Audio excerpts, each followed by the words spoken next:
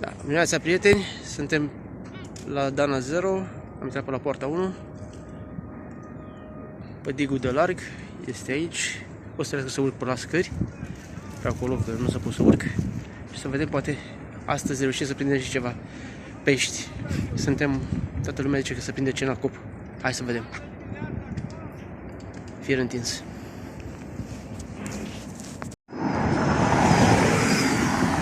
Să ne căutăm un loc.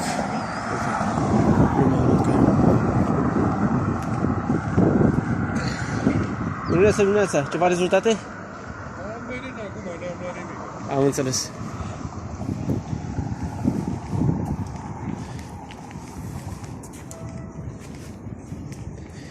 Hai să vedem. Ne găsim și noi un loc pe aici pentru stafilopozi. O să vă opresc filmarea, că nu o să pot să mă mișc cu telefonul și cu undița și cu toate cele.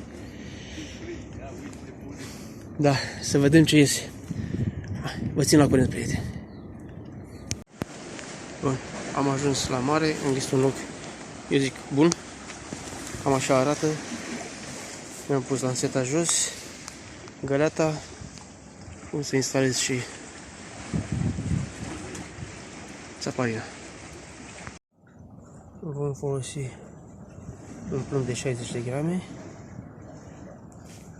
Lanseta mea e cam scurtă, are doar 2,40, ceea ce înseamnă că o să o arunc cam greu, mai la distanță. Am pregătit și țaparina.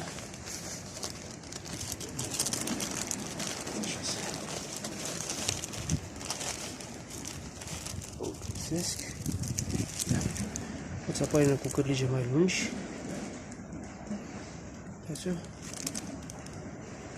să o instalez și după aceea vă arăt ce rezultate am. Gata, sunt pregătit. Așa arată țaparina. Opa.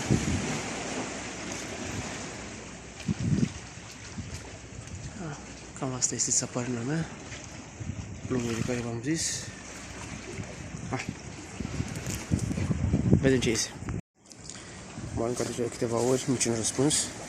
În schimb, să văd pescari mai acolo. Pe grămadă de bărci, nu știu că se pot vedea prin telefon, care pescuiesc tocmai acolo. Aici unde sunt eu, nu văd pe nimeni să scoate.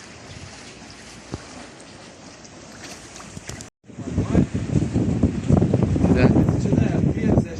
Uite, văd că pe barcă băieții ăștia tot dau acolo, eu știu ce or face. Nu stau ei degeaba acolo, s-a liniștit.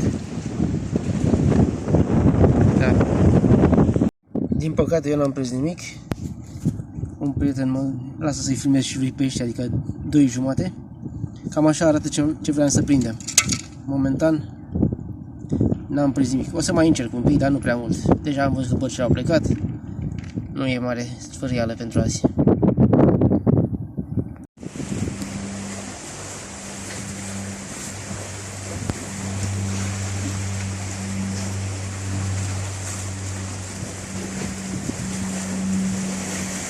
Nu mai prinde, am început să prind și eu, am prins și eu vreo 3 până acum.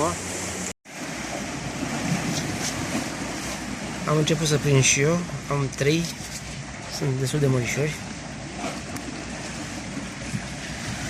dar rar.